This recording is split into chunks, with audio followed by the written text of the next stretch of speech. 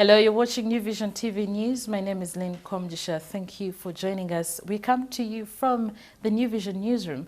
We bring you news around Uganda, news around the East African region, and news around the world. We also bring you a Pearl of Africa story as well as a special report. Now, for news around Uganda, in Kampala, Capital City Authority has waived off over 10 billion shillings in property rate tax arrears. The chairperson of KCC's Standing Committee on Revenue, Doreen Sabuka, says the city authority has accumulated over 10 billion shillings in property rate arrears for over 6 years in the divisions. Lord Mayor Eliasu Kwago says according to the Local Government Act, local governments are supposed to collect tax and arrears when the tax is due, but they received numerous petitions from people saying that they have debts dating back more than 4 years ago. However, KCC Acting Deputy Executive Director Sam Serunkuma opposed the decision, saying it will affect the authority budget. In Nebi, older persons in Nebi district have said they're being ill-treated and discriminated against at health facilities. Second, Wanichan, 69, an elder in Atego sub-county, said the older persons are finding it difficult to access health facilities because they are openly told not to waste medicines for the young ones. According to Wanichan, the practice is common with health workers operating in Health Center 2s and Health Center 3s. Wanichan says they are stigmatized, yet at their age they need more attention than the young ones. Older persons are defined by the United Nations as those aged 60 years and above. The Ugandan National Policy for Older Persons asserts that ill health is a major source of worry and stress among older persons. In Kamuli, 10 fishermen from different villages in Namasagali sub-county Kamuli district are nursing wounds in Kamuli General Hospital after their counterparts from Kayunga district attacked and beat them, accusing them of fishing in their waters. The attack took place on River Nile Monday afternoon when over 30 stick-welding fishermen using engine boats descended on the armless counterparts with big sticks. Wails, screams for help rocked the river amid tasking them to explain why they overfished, depleting the waters of Kayunga district. The screams attracted the fishing community from Namasagali landing site, who rushed to the river using engine-powered boats to their rescue. The attackers then withdrew and fled. The rescue team then rushed the injured to Kamuli General Hospital for treatment. From Napak district, over 235 Itesots living on the contested land between Napak district in Karamoja sub-region and Katakwi district in Teso have been driven away by the Karamojong tribesmen who are claiming ownership of the same land. Most of the displaced people from Akameta village, located between Poron and Ongongoja sub-counties, are currently taking refuge at Ongongoja sub-county headquarters in Katakwi district. This after over 500 Karamojong armed with pangas, axes, sticks, as well as bows and arrows reportedly attacked them on Saturday night. The attack followed a meeting Itesots held over their security. The Napak-Katakwi border declared by the local government minister Kano Tombutim on February the 19th showed that Okameta is part of Poron sub-county. Now, news coming in from Nabila Tuk. The death of Mosei Edward Lorika Athio was a big blow to the people of Nabila Tuk district and Karamoja in general. Athio died Friday and was laid to rest Monday at Nakale village in Namalu sub-county. The deceased has been battling diabetes, chronic pneumonia, and hypertension for decades. He died aged 91 years. His death brings an end to a rich career in the civil service and politics from the pre-independence era to the 1980s. He will be remembered as one of the Ugandans who negotiated Uganda's independence in Lancaster House, London between 1960 to 1962. During that period, he worked as Karamoja's district administrator, a post he held till 1963. In 1971 to 1972, he was sent to Congo as an ambassador. He also worked as district commissioner in Ankole, Lango, West Nile and Bukedi areas during Obote 1 and 2 regimes. He served as minister during Idi Amin's era from 1973 to 1976. In the 1980s, Athio was elected as a member of parliament for South Karamoja. After the overthrow of the Obote II government in 1985, the military junta appointed him Minister for Cooperatives and Marketing. He was the first Karamojong to hold ministerial jobs in government. Now for news in sports, 3 times Uganda Premier League winners Vipers SC have parted ways with the head coach Nam Oma after 203 days in charge. Oma has been with the club since December 2018, is leaving along with the entire coaching staff, and the club is in the process of recruiting a new coach as Moses Oloya takes on the team for the meantime. He becomes the 3rd coach in just over a year the Venoms have fired, having also parted ways with Javier Martinez Espinoza and Miguel da Costa at the end of the 2017-2018 season. In his term, Oma has overseen 24 competitive games, 19 in the league, 3 in the Uganda Cup and 2 on the continent. In the league, the Kenyan won 9 games, drawing 7 and losing just 3 as he led Vipers to a 2nd place finish in the top flight. In the Uganda Cup, he won 2 games before losing to Proline FC in the quarterfinals as Vipers fell short in the title defense. Oma's departure means that Vipers once again will start a new season with a new coach, the same scenario they have found themselves in the past 4 years.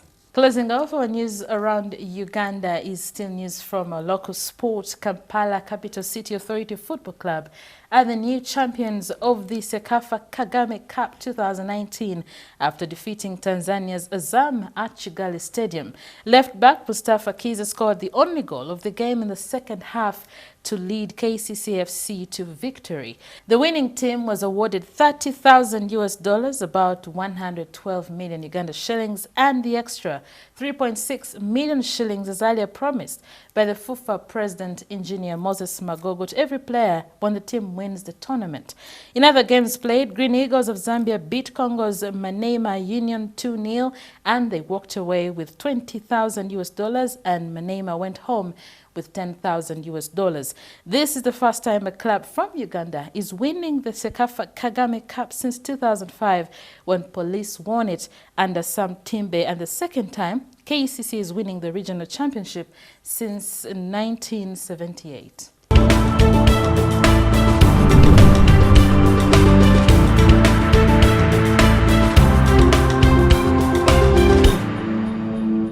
Now for news around the East African region. From Tanzania, newly appointed State Minister in the Vice President's office, George Simbachawene, was sworn in on Monday, a day after Tanzanian President John Pombe Magufuli fired his predecessor, Mr. January Makamba. Nzenga Urban Member of Parliament Hussein Bashe was also sworn in as Deputy Minister of Agriculture. Speaking shortly after the two had taken their oaths, President Magufuli said there was a lot of sluggishness in the way tasks were handled at the ministry. In South Sudan, the government of South Sudan has approved $25 million for the construction of a new stadium in the capital, Juba. Addressing reporters, Information Minister Michael Makwei said the decision was reached at during the weekly cabinet meeting. He said the new stadium, which will be built in northern Bari area of Jubek County, will accommodate an estimated 15,000 spectators. Now for news around the world, in DR Congo, Health Minister resigned Monday, citing the removal as the head of his country's Ebola response and concerns over a proposed experiment with a new unlicensed vaccine. Oli wrote in a resignation letter to President Felix Tshisekedi, saying that as a result of his decision to place the response of the Ebola outbreak under the president's direct supervision, he resigns as health minister, adding that as in any war, because that is what this is, there cannot be several centers of decision-making for risk of creating confusion.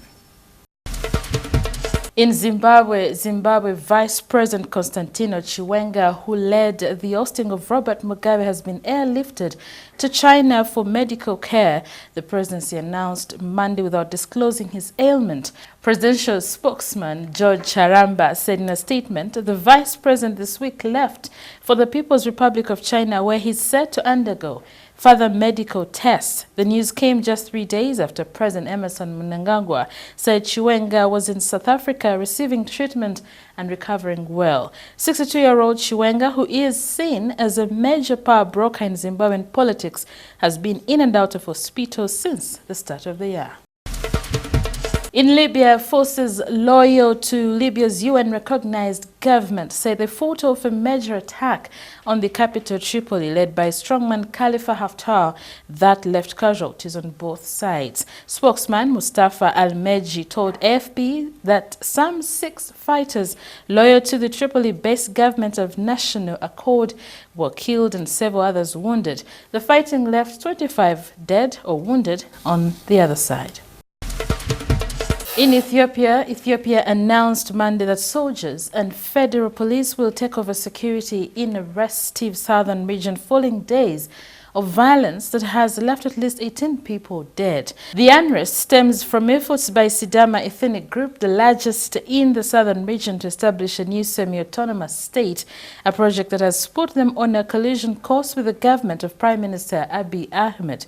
Protests erupted last week as Sidama activists sought to declare their own territory separate from the diverse southern nationalities and peoples region. In Nigeria, at least 8 people were killed in clashes between Shia Muslim protesters and Nigerian police in Abuja Monday, with a journalist among those shot dead in the latest bloodshed over the detention of a religious leader. A policeman was also killed in the unrest which broke out when hundreds of protesters from the Islamic movement in Nigeria, a Shia sect, marched demanding the release of a cleric, Ibrahim Zakzaki, who has been held since December 2015 on charges including terrorism. Police opened fire with live ammunition as well as tear gas, while protesters threw petrol bombs at the officers, according to AFP journalists who saw 6 bodies, including that of a teenager. From the United Kingdom, former London Mayor Boris Johnson this afternoon won the race to become Britain's next Prime Minister, defeating Foreign Secretary Jeremy Hunt in the Conservative Party leadership contest. Johnson defeated Hunt by 92,153 votes to 46,656 votes cast by members of the Conservative Party. He will officially replace outgoing Prime Minister Theresa May on Wednesday. Boris Johnson has vowed to get Brexit done by October 31st. In Turkey, rocket fire from Syria injured 5 people in a Turkish border town, according to the Turkish Defense Ministry. One of 2 rockets fired hit a house and lightly wounded 5 in a nearby town on Monday night and were taken to hospital for treatment. Turkish media, including CNN Turk, reported 6 injured, including a child, adding that the owner of the house was in a serious condition.